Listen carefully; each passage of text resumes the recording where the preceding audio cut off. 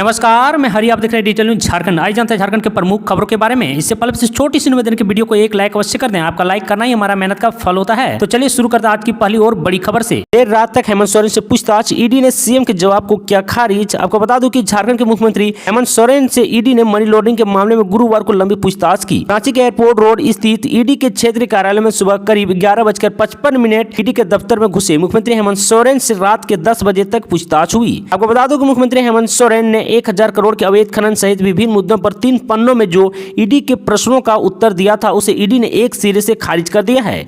ED के अनुसार वह 1000 करोड़ के रॉयल्टी चोरी नहीं बल्कि 1000 करोड़ के अवैध खनन की जांच कर रही है, जो हेमंत सोरेन के मुख्यमंत्री काल में साहिबगंज के क्षेत्र में हुई है। वो भी तब जब मुख्यमंत्री, आपको बता दूं कि ईडी ने मुख्यमंत्री को समन करने से पहले ईडी ने अपना होमवर्क पूरा कर लिया था और पुख्ता दस्तावेज के साथ मुख्यमंत्री के सामने बैठे ताकि मुख्यमंत्री को सवालों से घेरने में सफल हो सके।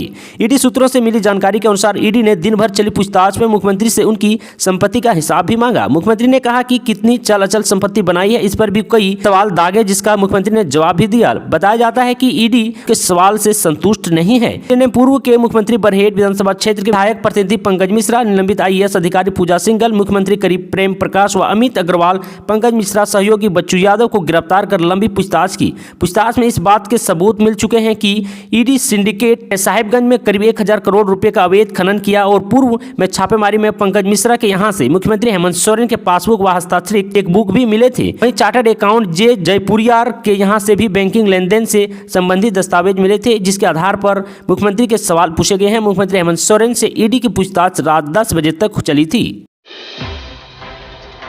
तो इधर रघुवर दास ने हेमंत सोरेन को सलाह दे डाली कि अपने पापों का बोझ झारखंड पर मत थोपिए हेमंत जी। आपको बता दूं, खनिज घोटाले में ईडी द्वारा पूछताछ के विरोध में मुख्यमंत्री हेमंत सोरेन के बयानों को पूर्व मुख्यमंत्री रघुवर दास ने चोरी और सीनाजोरी करार दे दिया है। दरअसल उन्होंने कहा कि केंद्र की नरेंद्र मोदी सरकार किसी भी भ्रष्टाचारी को बख्शने वाली नहीं है। हेमंत सोरेन जब अपने नाम खनिज का पट्टा और पत्नी के नाम जमीन का पट्टा ले रहे थे तो बहुत ही अच्छा लग रहा था। अब जब जांच और कार्रवाई हो रही है तो भाजपा की साजिश बता रहे हैं। अपने पाप को छिपाने के लिए कार्रवाई को आदिवासी और मूलवासी के खिलाफ बता रहे हैं। दरअसल भाजपा के राष्ट्रीय उपाध्यक्ष रघुवर दास ने गुरुवार को पलामू सर्किट हाउस में संवाददाता सम्मेलन को संबोधित करते हुए कहा कि हेमंत सोरेन की सरकार में पिछले 3 वर्षों में राज्य में अवैध खनन व बालू माफिया सिंडिकेट के माध्यम से राज्य के संसाधन की लूट की गई है। कमीशन खोरी व कट मनी के खेल चल रहा है। सत्ता के संरक्षण में गो तस्करी के साथ अवैध घुसपैठियों का राज्य में बसाया जा रहा है। मुख्यमंत्री चुपचाप तमाशा देख रहे हैं, दरअसल संरक्षण दे रहे थे। पूर्व सीएम रघुवर दास ने कहा कि मुख्यमंत्री हेमंत सोरेन जी अपने पापों का बोझ जनता पर नहीं थोपिए। जनता इस गठबंधन की सरकार की असलियत को पहचान कर सड़कों पर उतर कर आक्रोश व्यक्त करना आरंभ कर दी है। समय आने पर जनता सरकार को उखाड़ फेंकने में जरा भी देर नहीं करेगी। खबरों में आगे बढ़ने से पहले आपसे छोटी सी निवेदन की, अगर आप चैनल में नए हैं तो चैनल को सब्सक्राइब अवश्य कर ले ताकि झारखंड के हर छोटी बड़ी खबर आप तक पहुंचा सकें। झारखंड में नगर निगम चुनाव के लिए आरक्षण घोषित। आपको बता दें कि आयोग ने गुरुवार को इस संबंध में अधिसूचना जारी कर दी है।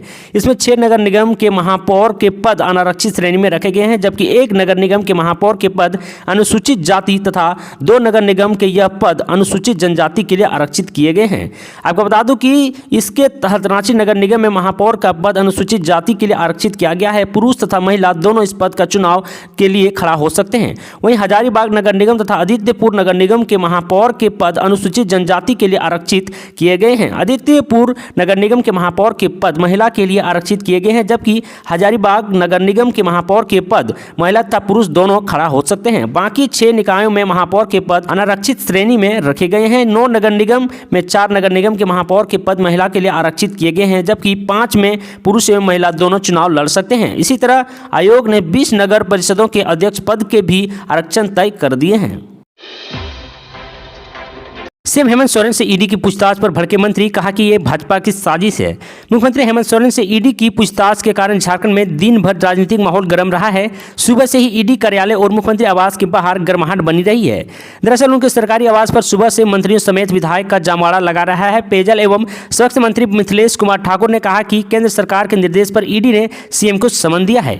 ईडी के अधिकारियों को ना चाहते हुए भी ऐसा में मजबूरी में करना पड़ रहा है। अगर 1 साल में 1000 करोड़ का अवैध खनन हो जाए तो वे मंत्री पद से इस्तीफा इस्तीफा दे देंगे। सरकार की संख्या के बल के आधार पर चलती है और सरकार के पास 52 विधायक की संख्या है। हम प्रबल बहुमत में हैं। राज्य में भाजपा की साजिश कामयाब नहीं होगी। राज्य के आदिवासी मूलवासी तानाशाही कार्रवाई के आगे नहीं झुकेगी। दरअसल स्वास्थ्य मंत्री बन्ना गुप्ता ने कहा कि हम उन लोगों में नहीं हैं जो डराने से डर जाएं। हमें पाने या खोने की चिंता नहीं है। सरकार को अस्थिर करने की भाजपा की साजिश को पूरा देश देख रही है। ईडी की कार्रवाई के पीछे केंद्र सरकार का हाथ है। भाजपा चाहे जितना भी षड्यंत्र रच ले उसे कामयाब नहीं मिलेगी। हम विषम परिस्थितियों में संघर्ष के पथ पर चलने वाले लोग हैं। चुनौतियों का डटकर मुकाबला करते हैं। अन्याय से लड़ना हमारा धर्म और प्रकृति है। हमेशा अन्याय के खिलाफ झारखंड ने उलगुलान किया है। हेमंत सोरेन सरकार में राजेश ठाकुर समेत 4 नेताओं को कैबिनेट मंत्री का दर्जा। आपको बता दें कि झारखंड प्रदेश कांग्रेस अध्यक्ष राजेश ठाकुर को मंत्री का दर्जा प्राप्त होगा। इसके अलावा झारखंड मुक्ति मोर्चा के वरिष्ठ नेता और केंद्रीय समिति सदस्य विनोद पांडे को भी मंत्री पद का दर्जा दिया गया है। आपको बता दूं राजेश ठाकुर और विनोद पांडे झामू अध्यक्ष शिबू सोरेन के नेतृत्व में गठित झारखंड राज्य समन्वय समिति के सदस्य हैं। उनके अलावा फागू बेसरा और योगेंद्र प्रसाद को भी मंत्री के समक्ष सुविधाएं प्रदान की जाएगी। मंत्रिमंडल सचिवालय एवं निगरानी विभाग समन्वय ने इस संबंध में संकल्प जारी किया है। दरअसल आपको यह भी बता दूं कि उल्लेखनीय है कि झारखंड सरकार ने झारखंड राज्य समन्वय समिति का गठन किया है। समिति का उद्देश्य राज्य सरकार को विधिवत विषयों पर परामर्श देना, इसमें औद्योगिक विकास, आधारभूत संरचना की व्यवस्था आदि शामिल है। समिति राज्य में मजदूरों को पलायन को भी परामर्श देगी। इसका कार्यालय 3 वर्षों का होगा। समिति की बैठक प्रत्येक माह होगी। आवश्यक सहायक विभाग की ओर से प्रदान किया जाएगा। मालूम हो कि झारखंड राज्य समन्वय समिति में विशेष आमंत्रित सदस्य के रूप में मंत्री आलमगीर आलम, मंत्री सत्यानंद भोक्ता और पूर्व मंत्री बंधु तिर्की भी शामिल है। इस समिति में कार्यालय 3 वर्षों के लिए होगा। यह समिति समय समय पर झारखंड सरकार को सलाह देने का काम करेगी। समिति के अध्यक्ष शिबू सोरेन के आवास पर ही इसका कार्यालय होगा। यह समिति हर माह बैठक करेगी। इस समिति को सचिवालय, सहायक मंत्रिमंडल सचिवालय एवं निगरानी समन्वय विभाग की ओर से उपलब्ध कराया जाएगा। ऐसे ही झारखंड की तमाम बड़ी खबरों को जानने के लिए चैनल को सब्सक्राइब अवश्य कर ले ताकि झारखंड की हर छोटी बड़ी खबर आप तक पहुंचा सकें। आज के लिए इतना ही। जय हिंद, जय भारत, धन्यवाद।